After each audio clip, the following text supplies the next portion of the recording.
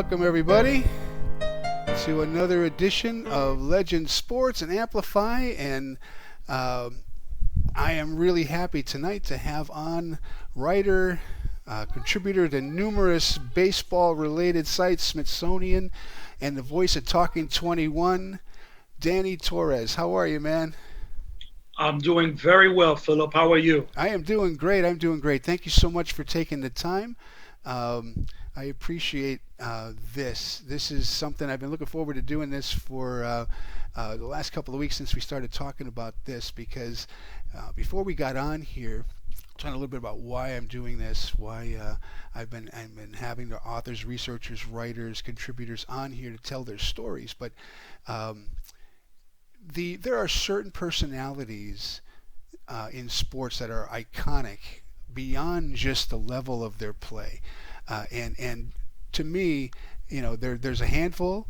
Obviously, the Babe Ruths, Jackie Robinson, and Roberto Clemente is one of those. And it's one of the stories when I talk to people, and many of them are baseball fans, they don't really know the entire story about Roberto Clemente. They know pieces of it.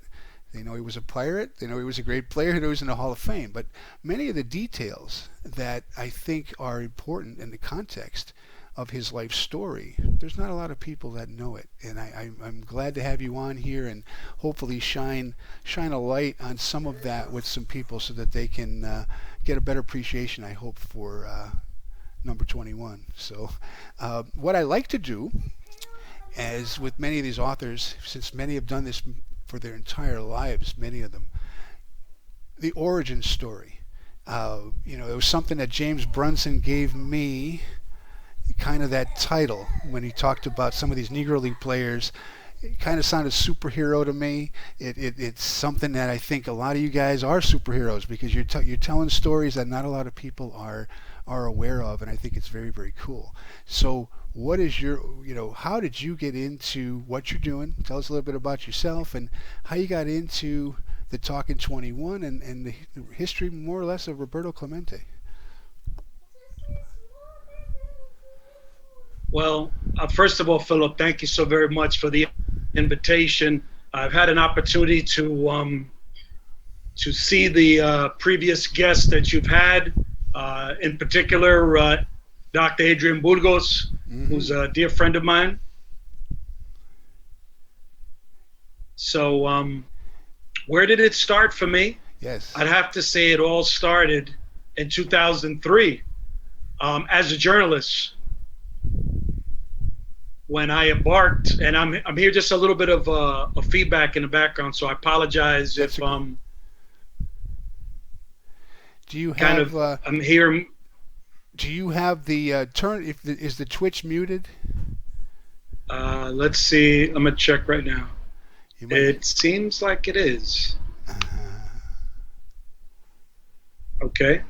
Can you hear me? I sure can. The thing about this, Zoom and Twitch, they don't like sharing cameras very well, so it's kind of unfortunate, but that's just kind of the nature of this. The reason why I like to do these live is so that people can if they get on here and they want to ask some questions and they want to join in the conversation, sure, more power to them, So, yeah.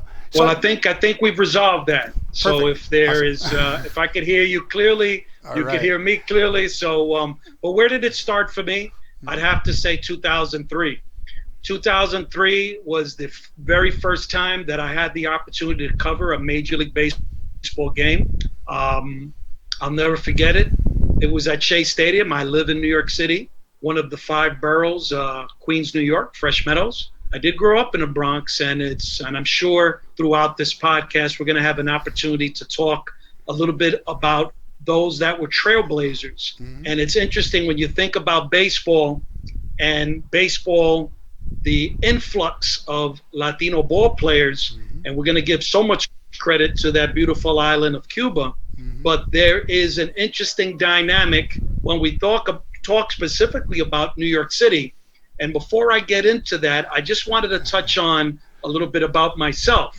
And one of the things that I find rather interesting, that here it is on June 15th, 2021, now that particular day, we could say now, is in the record books from the standpoint of now Negro League players finally are looked at as major league players. So now, thanks to Sabre, thanks to Seam Heads, thanks to so many who have been involved in this unbelievable project of being able to gather all these stats, all this historical information, and really document, really tell the story of Josh Gibson, of all of those, Satchel Paige, really being able to gather all of these box scores to really truly show the baseball community that, yes, this wasn't just a pickup game of baseball, so to speak. This was a league, professional ball players, and we all know the story. Some of it is folklore, but we could actually say by looking at through the archives, through box scores, that Josh hit X amount of homers, that Satchel Paige did X, Y, and Z, that Martin the Eagle did certain things as well on the baseball field. But I think the beauty about what occurred, and especially that I grew up in New York City, that here it is, we could look at a player, Esteban Bellan, who came from Cuba, studied at Fordham University, and now we could kind of say, move his name to the side and now introduce to the world a Luis Castro. We all know that he played professionally in the National Baseball Association, but now we have someone by the name of Luis Castro, who played with the Philadelphia Athletics, was an infielder. I believe he made his major league debut in 1902, and came as through Ellis Island, arrived in the United States. He was only 8 years old. But what I find so fascinating about his story, and even when I think about Esteban Bellan, here it is that he studied at Fordham University, the borough of the Bronx, which is where I was born. And one of the first teams that Esteban played on was a team in that part of the Bronx that I grew up, Morrisania. So there was this particular league that he played in. Now, here it is. He studies at Fordham University.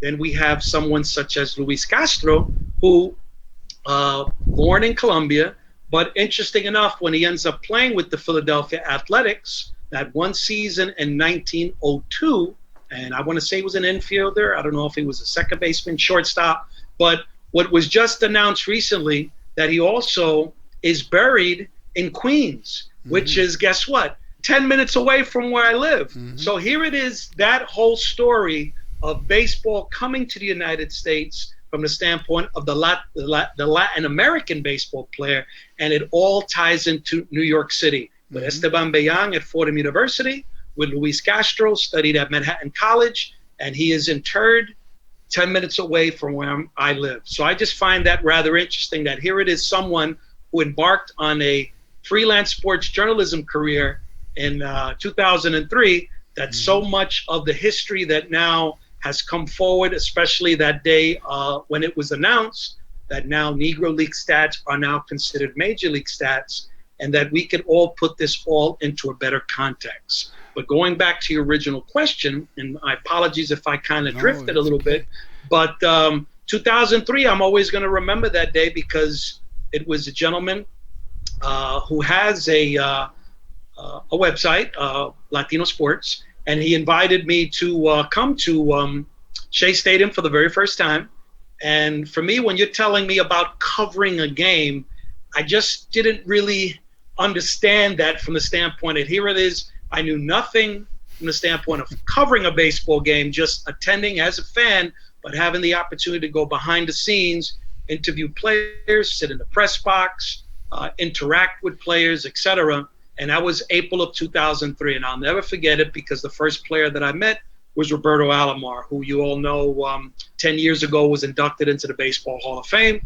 And the first ball player that I ever interviewed was Carlos Baerga, who, interesting enough, I just saw at Citi Field during the Mets Hall of Fame ceremony. I was there in attendance. Awesome. And I went over to him, introduced myself, and certainly he wouldn't remember an interview of 18 years ago. But it truly has been an unbelievable journey. We could talk a bit more on Talking 21, but I look forward to any additional questions from you. All right. It's those kinds of things. What you just said is exactly why I'm doing these. Context matters. It's important, and it's so important when it comes to the Negro Leagues, because virtually nobody knows much about them. I mean, maybe high level. Maybe you might have a fraction of fans who have heard of Satchel Paige, Josh Gibson. They may have heard of the Homestead Grays. They may have heard of the Kansas City Monarchs.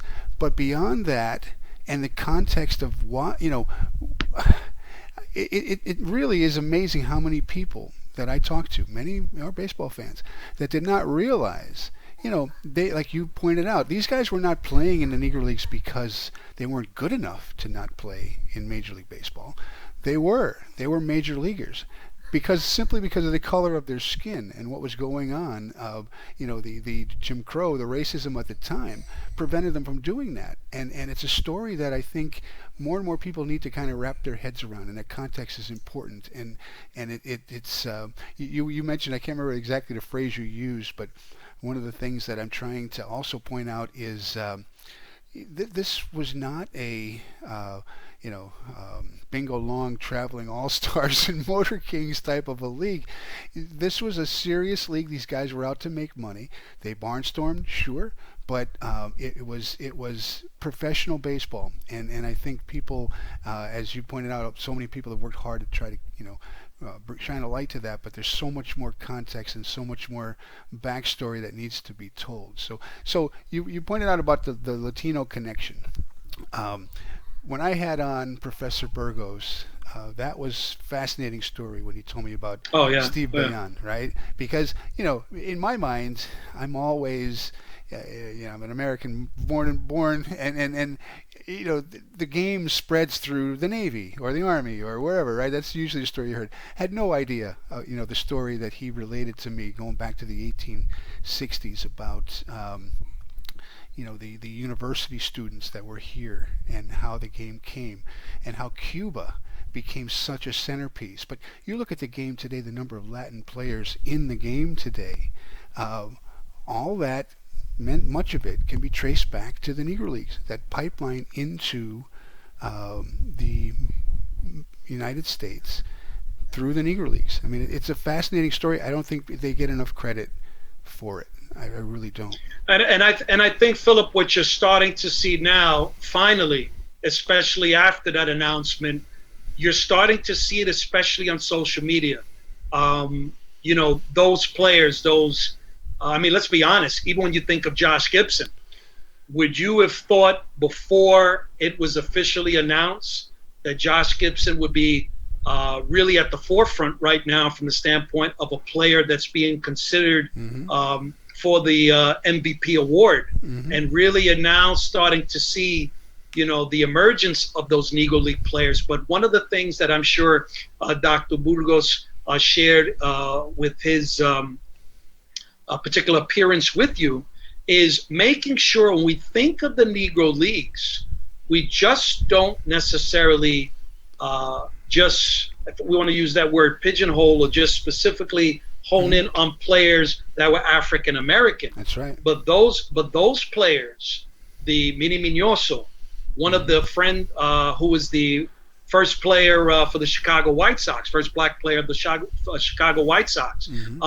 Yes, Afro-Latino, but when you think about those players such as Martin de Eagle, when you think about a player such as who was a dear friend of mine, and I'm sure Dr. Burgos mentioned him as well, Armando Vasquez, who was a dear friend of mine, who really helped out a future Baseball Hall of Famer who played with the Indianapolis Clowns by the name of Hank Aaron. People forget Hank Aaron was an infielder, and Armando Vasquez played first base. And when it got to a point when the decision had to be made to say, well, how is Hank going to do from the standpoint if he's really making the quote-unquote cut as an infielder, but he has an unbelievable bat, and that's why you see that transition that Hammerin' Hank makes into the outfield, and the rest is history. I mean, you could make that comparison even with someone, and I would welcome Dave Jordan, who wrote this wonderful book on Dave Parker. When you think about Dave Parker, even as a ball player, to say, Dave Parker wasn't originally an outfielder, but what an arm Dave Parker had, and listen, a phenomenal bat, and you had to make sure a guy like that was going to stay in the lineup, and that transition to become an outfielder. So certainly, Philip, I really appreciate someone like Dr. Burgos, who you had as a guest, to really make sure to recognize those Afro-Latinos who played in the Negro Leagues. Absolutely, and the impact that they had. I mean, that's the thing. I mean, when I'm not sure if you heard much of it, but I know I did in some of the places that I some of the forums that I'm on, and other places where especially when Baseball Reference made the announcement that somehow this was some woke left, move to go ahead and recognize the Negro Leagues, and you already know where those people are coming from when they say something like that. But sure, the thing about it is, to me, it's so obvious. These players came from the Negro Leagues, and it wasn't, and the Negro Leagues were already integrated, like we've just talked about. There were already Latinos already playing in the Negro Leagues, and they came into Major League Baseball, starting with Jackie Robinson and the trickle, and then more and more through the 50s into the 60s, and they made immediate impacts. They were MVPs. They were Cy Young winners. They were all-stars. They dominated, and they changed the fortunes of teams. And they didn't just spring out of the earth and know how to play the game of baseball. They learned it, and they watched, and they were honed in the Negro Leagues. That's how they got to that level. And I mean, Philip, when you think, if I may interject, if you really think about it, here it is: Hank Aaron, Willie Mays. They played in the Negro Leagues in the early 50s. Now, we all know, and we had the opportunity to see them play and really truly dominate the game at their respective position.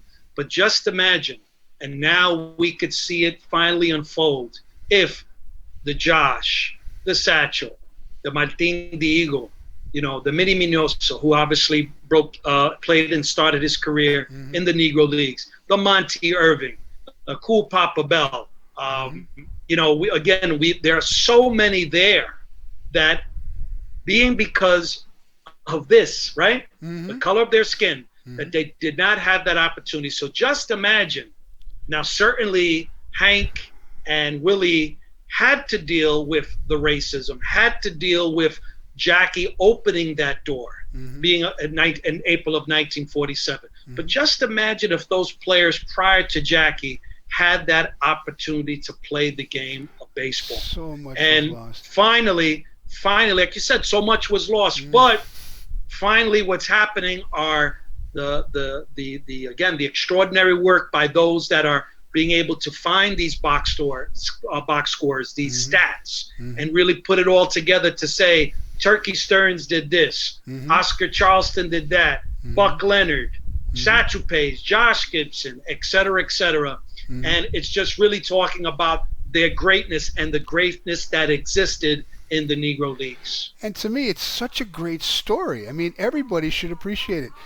The persistence and the fortitude and to overcome obstacles and everything that was stacked against them, and still play at the level that they did under circumstances that, I mean personally myself, I can't even imagine, going to work, one day and having, the type of just everyday threats that they were under. It's just mind-boggling, and to persevere the way they did is a great story. You can't sleep here. You can't eat in this restaurant. Boy, you can't walk on this side of the street. But guess what? Yeah. This was their living. This was their job.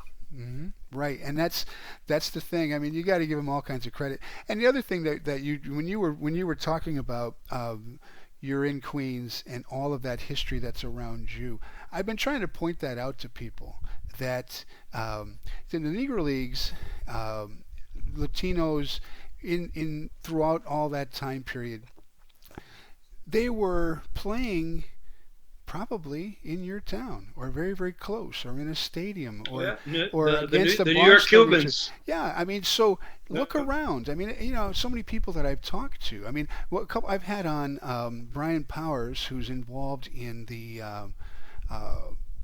it's Hamtramck Stadium in Michigan. Yes. I've been there. And Gary Gillette was on as well a few weeks ago talking about that. The Rickwood Field in Birmingham. There's so many places that are around you that many people are not aware of, and I guarantee you that some barnstorming tour, a team, they came through and they played. I'm in my 50s. As a kid in the 70s, the Clowns, and I don't know if they were the Indianapolis Clowns, but they were the Clowns. They came and played in Dunmore, Scranton, Pennsylvania. It might have been like maybe 74, 75. And so there were still teams that were still trying to carry that brand through. To some degree, I think that was not necessarily, many people I know looked at that as that was the brand of baseball of the Negro Leagues, and that just wasn't true at that. At that point, it was more kind of a show, as a king in his court kind of thing. But it's touched everywhere, and I don't think people appreciate it. But if they looked around, they're going to find it. There's a player, there's somebody that was from their area that either was on a team, played against the Negro League team. It's everywhere from coast to coast, the entire continent, really.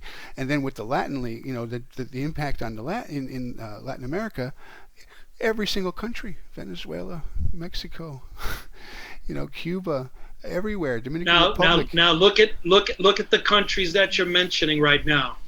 Imagine, here it is, you have a player by the name of Martin Diego, who was inducted into the Baseball Hall of Fame in 1977.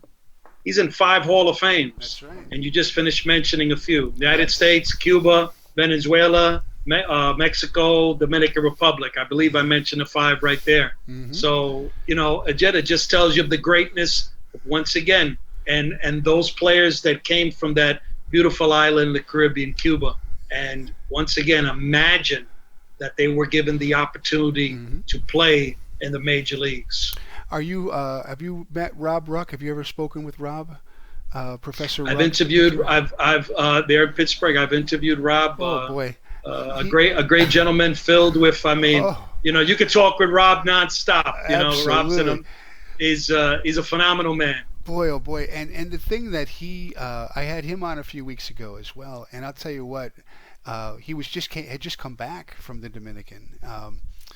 The insights that he gave to the to not just the playing of the game and the stories of the players and the owners and so forth of the teams both in the Negro Leagues and here, but the context of it all, because in especially Dominican Republic and Cuba, baseball is king. I mean, there is no other way to put it. I mean, it is the lifeblood of that country, and they're very proud of that fact.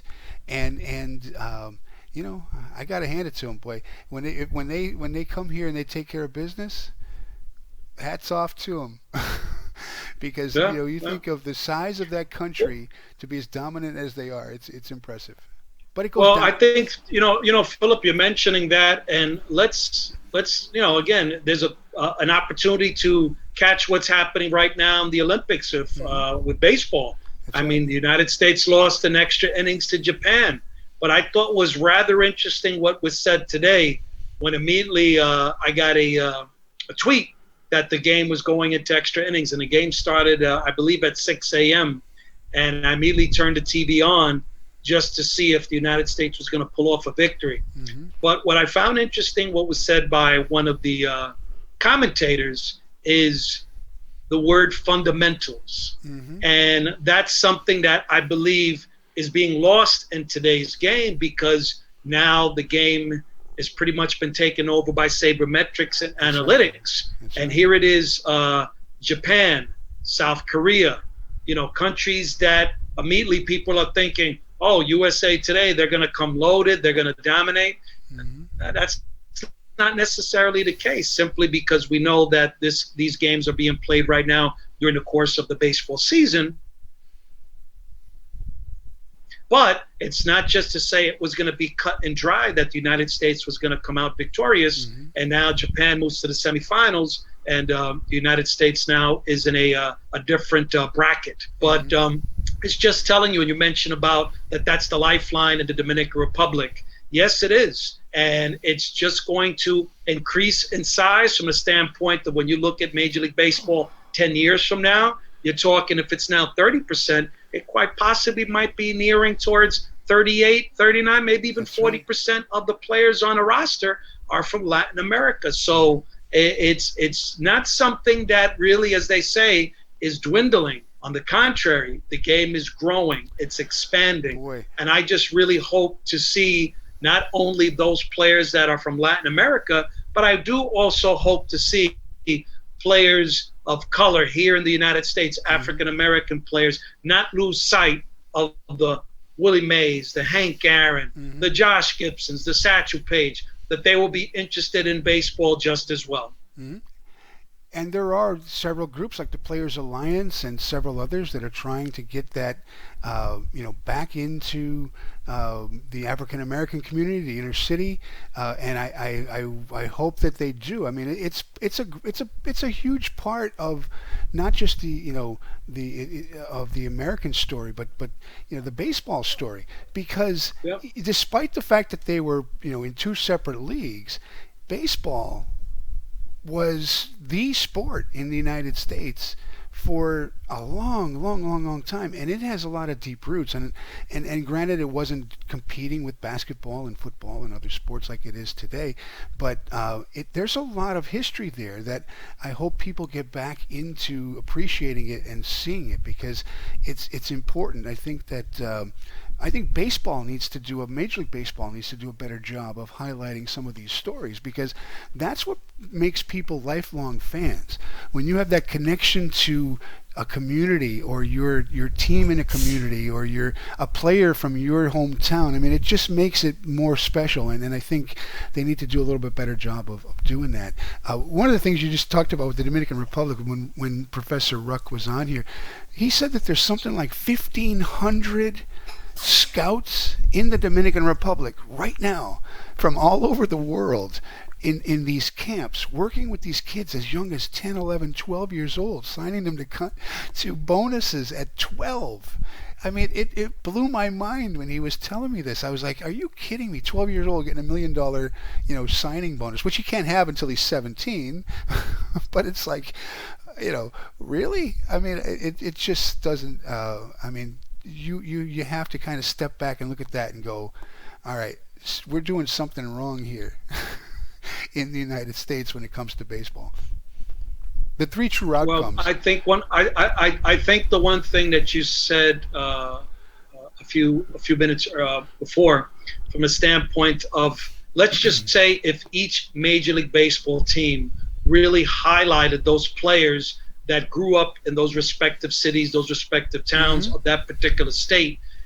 And again, putting those players, highlighting those players, maybe having a particular day to celebrate those players, so that that kid that comes to the ballpark, and let's be honest, I'm really looking forward to seeing one of these beautiful ladies that have been gracing the stage of the Olympics to one day play in the major leagues, because I think that's one day is going to happen as well. But I really believe that's where Major League Baseball is dropping the ball. It's not really truly, and not to say, Major League Baseball could say, well, that's up to the individual teams to do, and I get that, but I think that's just something that collectively could be discussed, and they could do that a bit better from the standpoint of those historical players from each respective team, to truly highlight them, give them their day, highlight those teams, highlight them to the point where really we just truly understand the greatness when those players played, so that at least those players could say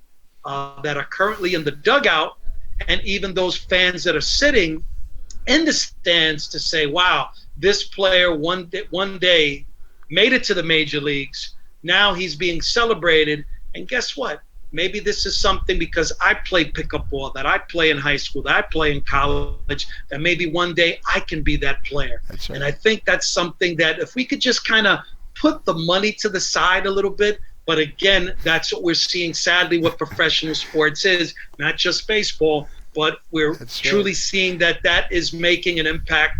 I mean, it saddens me, but I think when Major League Baseball is starting to do with tinkering with certain rules and players whether it's pushing the pitcher's mound back a foot now in That's insane. Yes. I think it's in the Atlantic League. That's right. Increasing the size of the base, starting a player at second base. They're just doing things that I can't necessarily say I'm truly a fan of it. Maybe it's because I'm a bit older than today's fan that goes to the ballpark. But I think what we're starting to see now is we're trying to make the baseball game a bit too much an entertainment event and not keeping it from the standpoint of truly what it is, a beautiful sport to sit back with a hot dog, popcorn, and soda and just simply watch the game.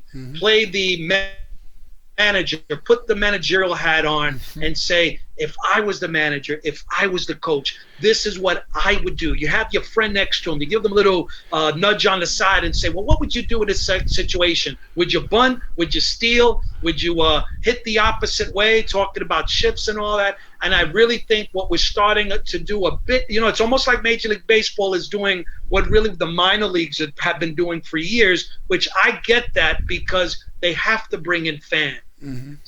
But now Major League Baseball, you have the fans.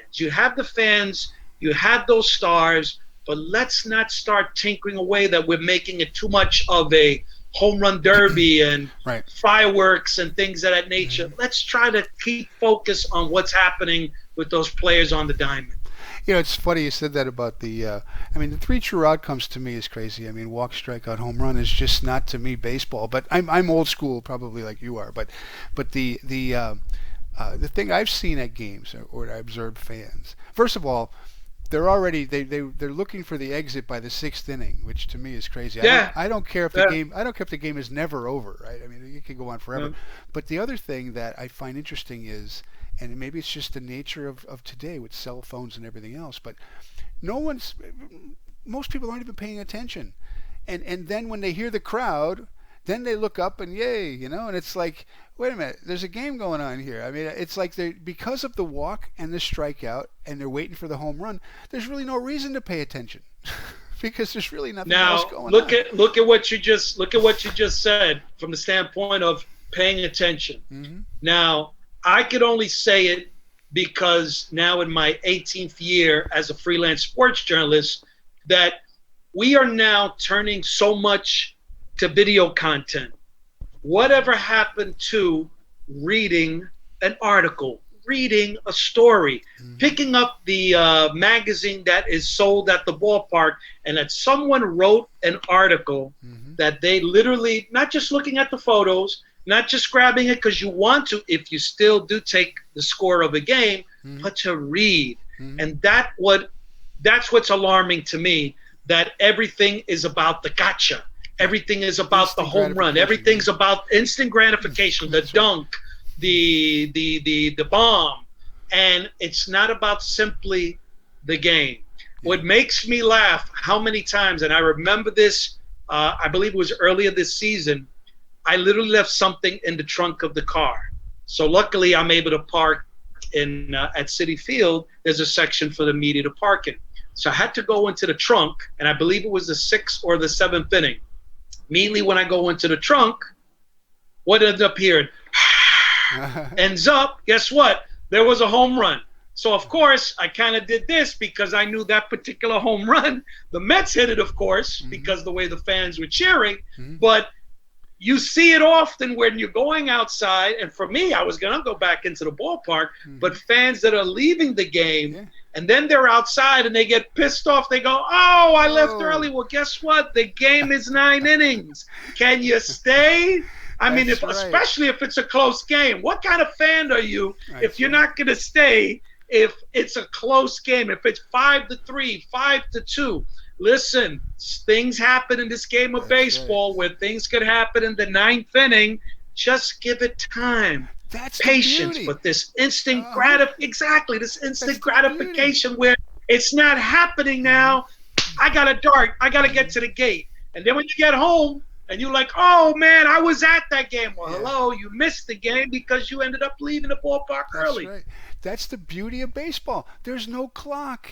It's not over until one team or the other makes it over. I mean, that's the beauty of baseball. And who said that? It's not over till it's over, right? Who said that? That's right. I mean, back in 2005, so I moved here from Pennsylvania to Houston, late 90s, and I went in 2005. The Astros were playing the Braves in the playoffs, and good friend of mine wanted to go to the game. I'm not an Astros fan, but I'm a baseball fan. So he said, let's go. We got tickets. We were way up in the top of Minute Maid Park, right? And then the Astros were losing like 5-1, 5-2 in the 6th or 7th inning. People started to leave. We went down to the Crawford boxes. We're sitting towards the back. Then by the 7th, 8th inning, more people left. By the time the 9th inning came, we were literally at the front of the Crawford boxes in left field, right? That game, the Astros tied it in the bottom of the 9th on like a 2-run home run by Chris Burke or Brad Ausmus, I think it was. That game went 16 innings.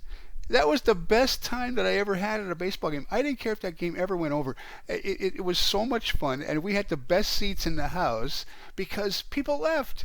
And they literally left and missed 10, 11 innings of a game that was, I mean, it was historic, for the Astros at the time. It was the first, World Series that they were going to. So I just don't get people. I just don't. No. But different generation, my friend. Different generation. I guess. So let's talk 21 here. I think that people... Talking 21. Yeah, talking 21. Let's yes. Talking 21. Tell us about tell us a little bit how you started the podcast, how long you've been doing it. But then I really would like people to know a little bit of the background of Roberto Clemente, because like I said, there are certain iconic sports figures that I feel he is one, and he's often overlooked by many people when it comes to his impact, not just on the sport, but on just from a human standpoint. So tell us a little bit about, like I said, the podcast, and then tell us a little bit about the life of Roberto Clemente. Well, the podcast itself, the origins goes back at the very least to August 2019. I was doing a show in Chicago, and my producer, Ras Guevara, sent me a DM through Twitter and said to me, Danny, you're a great storyteller. I really think we should do a podcast. And I told him, and I say this often, I got proof. I still have that text message, that DM. And I said I would not do this unless you were producing it. So literally we sat on the idea for almost a year. So we have the pandemic, sadly, that hits our country, the entire world, March of 2020. And around August of 2020, so literally almost a year later, Raciel and I start to communicate through Zoom calls. Now everything is a Zoom call. Mm-hmm. And we start to talk about doing a podcast. But at that time, even before we even talked about Clemente, just talked about a podcast.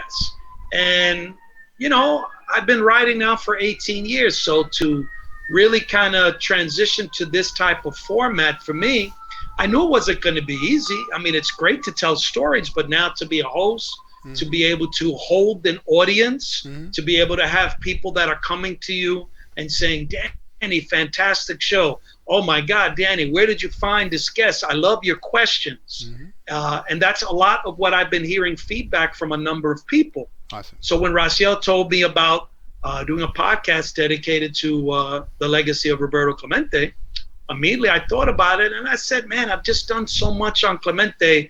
I didn't jump on board immediately. And then I spoke to my wife, and got to tell you, she immediately just said to me, Danny, come on. If there's one person that could do it, you could do it. Mm-hmm. And we kicked off the podcast in Pittsburgh. I actually flew, and I officially kicked off the podcast standing right in front of that beautiful bronze statue in front of PNC Park. And if you go to some tweets from September of 2020, you'll see that I announced Talking 21 that day, which, interesting enough, happened to also be the first time ever that the Pittsburgh Pirates wore number 21. So the timing of it was truly unbelievable, because literally when I was doing the video shoot, Roberto Clemente. Now, come on, let's be honest. And I've said this story. Roberto Clemente Jr. was right by the statue on his cell phone. He was talking to somebody, and I'm looking.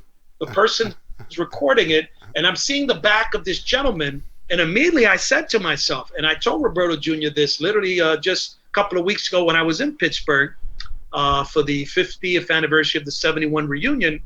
I said to myself, man, this guy looks like Doc Ellis. Doc Ellis was a good friend of mine who passed away in 2008. And he immediately turns around, someone's wearing a 21 mask, and I'm like, yo, bro, what's up? You know, and he looks at me like, what are you doing here? Within 10 minutes of communicating and speaking to him, I look to my right, and I see Derek Shelton of the Pittsburgh Pirates. I see Tariq Brock, the first base coach.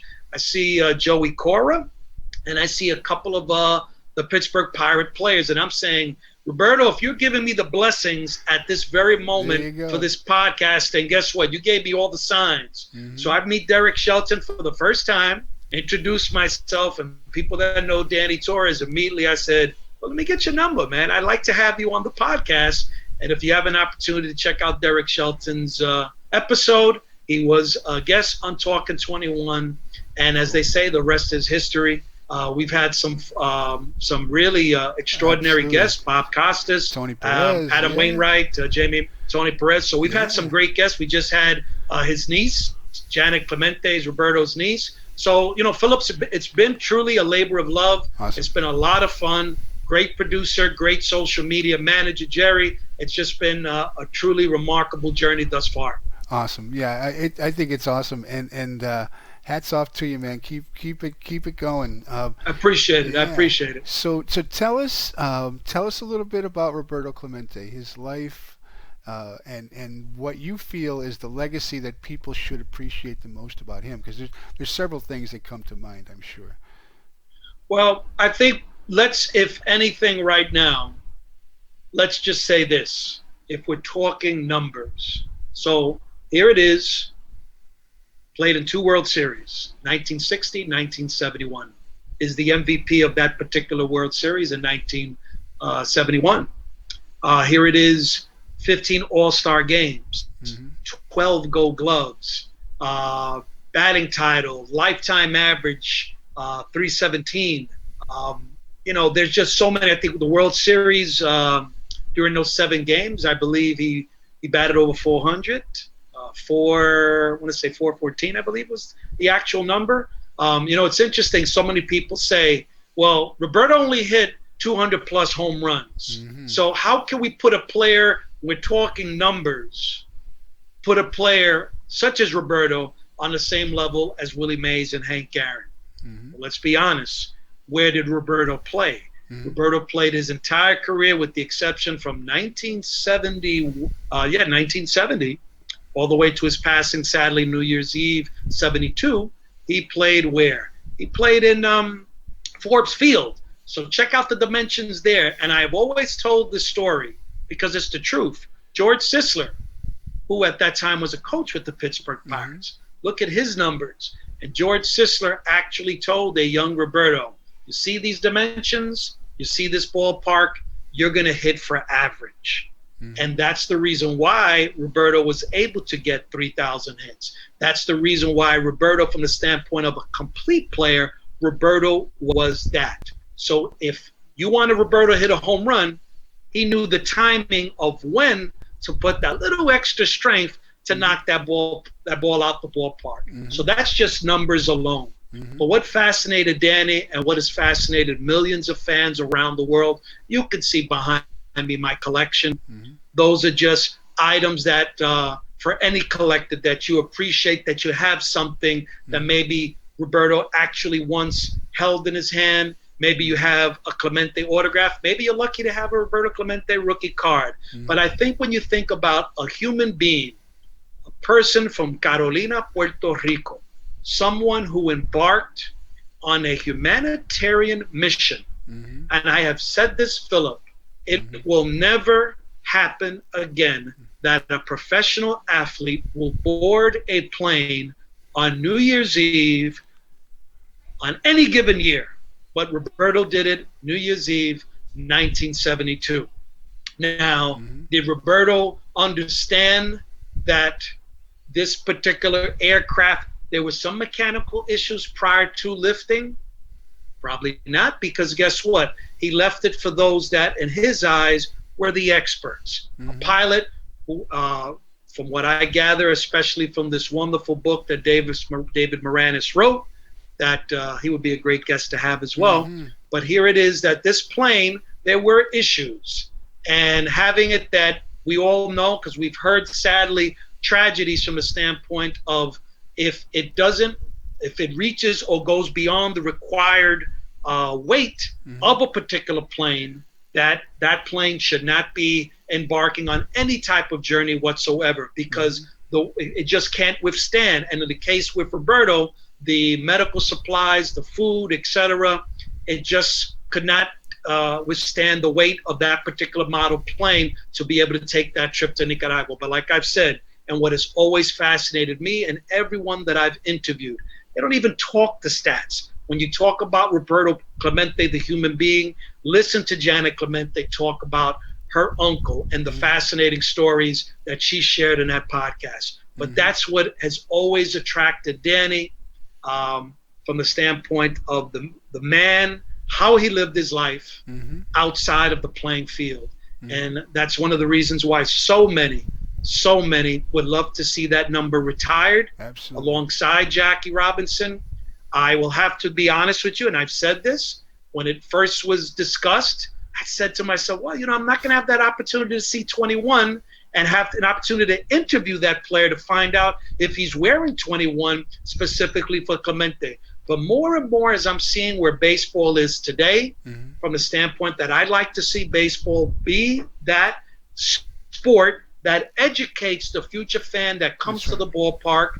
You have number 42, and guess what? You should have number 21 literally affixed on a wall in right field in every major league ballpark. Right field, that's where number 21 should be. And that's my opinion, but that is something that now, especially as we kicked off this podcast, Talking 21, I would love to see number 21 retired. For that particular reason, that not only of the stats, the numbers, and he's in the Baseball Hall of Fame, he went in posthumously in 1973, but that fans get a chance to hear and continue to hear that story of this great baseball player, this extraordinary humanitarian. That's right. And there's definitely something about that connection, that karma. 21, 42. There's like there's something that it just feels right, even in all the way and think about this, Philip. Roberto started his career in Montreal. When you think about it, he was in the Brooklyn Dodgers. So he plays in Montreal. Who also played in Montreal? Jackie Robinson. That's right. So if he's in the Dodger organization, imagine, because of the Rule 5 draft, that the Pirates did not basically steal him from the Brooklyn Dodgers. You would have had Jackie and Roberto on the same team. So Jackie breaks in 47, Roberto in 55. Jackie's final season, I believe, is in 57. So there was a moment when both players were on the field. Think about that, because when Roberto, his major league debut, April of 55, guess what? It was against the Brooklyn Dodgers. Johnny Padres was the player that Roberto connected his very first Major League Baseball, his hit. Awesome. And it was a doubleheader that particular game. They both pass away in 1972. Jackie dies in October of 72. Roberto dies in December of 72. So you talk about the parallels of the two lives of Roberto. And what's the one thing when we think about Roberto from the standpoint of who he was and the words that he left us?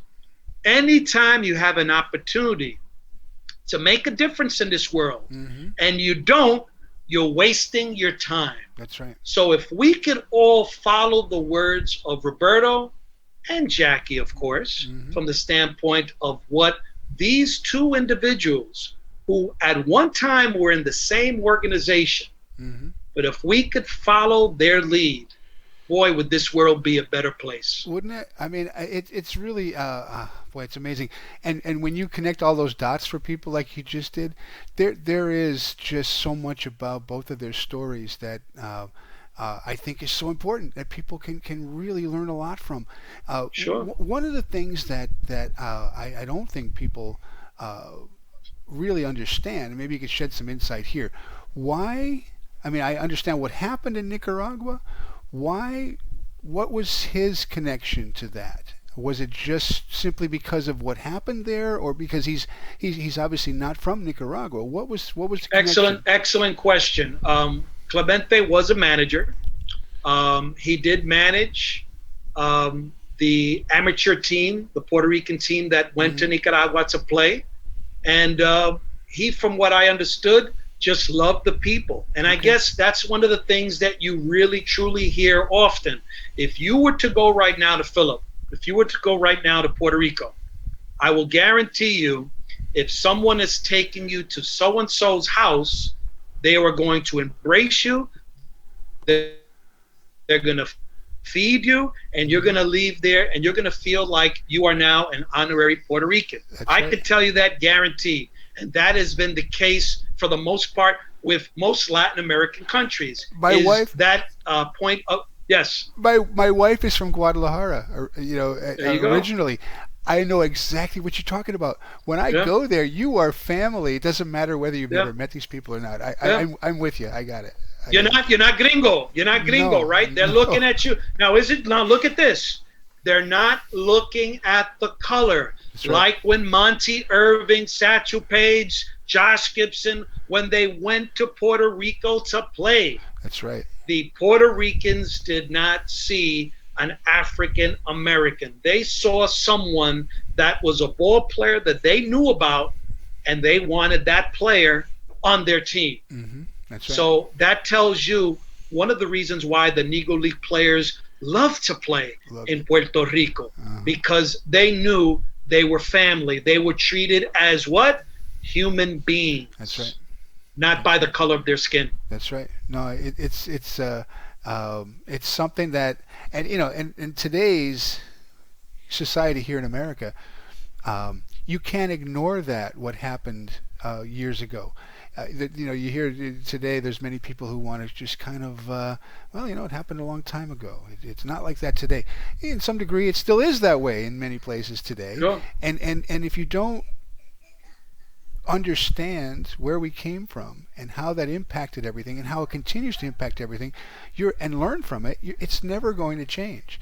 It's got to be addressed, and it's got to be looked at in that way. So I get it.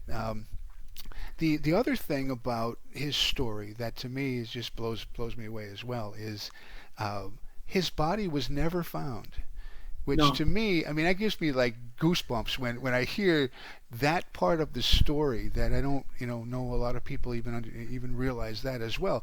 When that plane went down, it was lost, and everyone aboard, and it's really something that to me, it's a tragedy. It really is. It's a sad thing.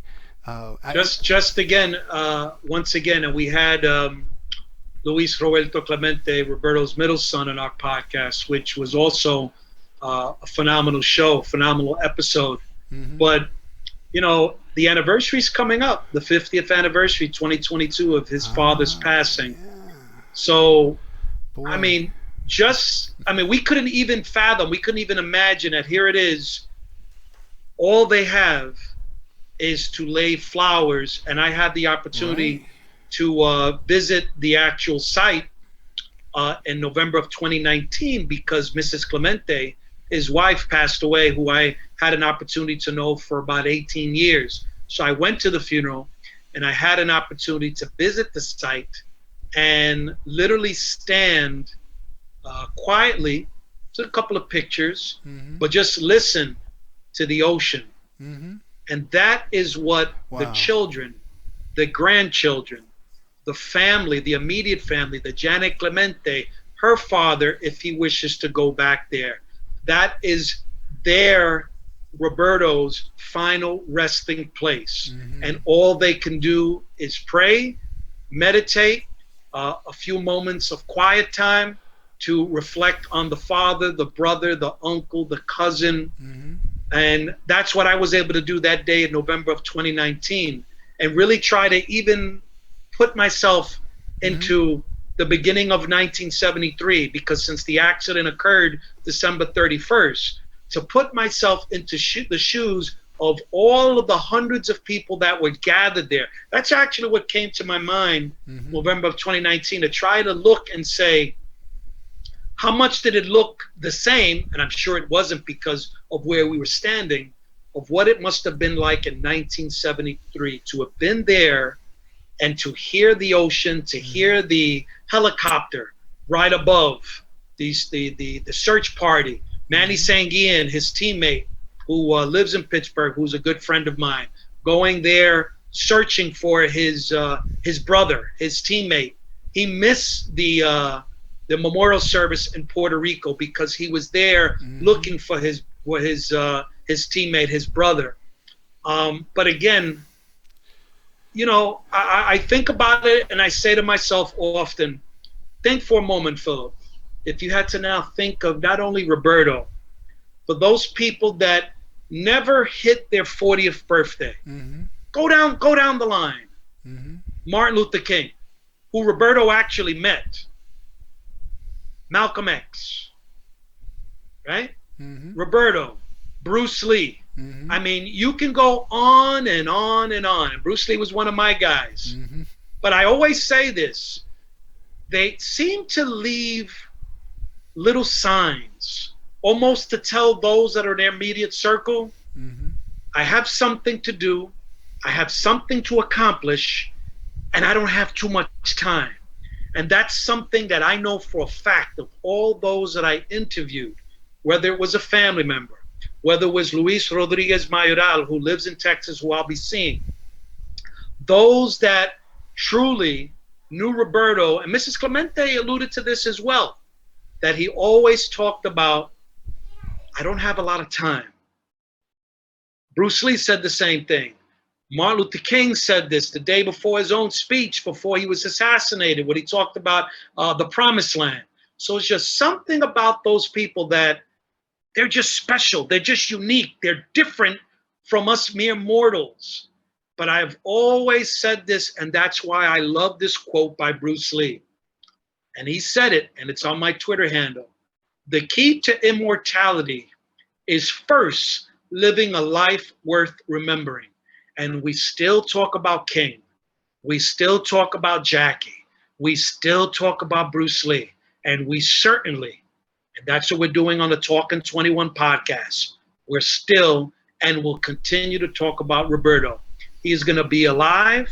He is immortal, and he will never die. It's beautiful. But man. how much of a touch it would be if Major League Baseball, those 30 teams, right field, affixed on the wall, number 21. Beautiful, man. I hope that happens. And really, when you think of the timing now, 50th anniversary of that event would be such a perfect time. Do you know if there's any efforts being made to do something like that? I mean, it's for another conversation, my friend, because right. There's a lot of moving pieces, dynamics. But I want to say this as well, Philip, because I think your listeners and those that are watching live right now, I would be remiss if I didn't mention this. And the anniversary, the 50th anniversary, is slowly approaching next month.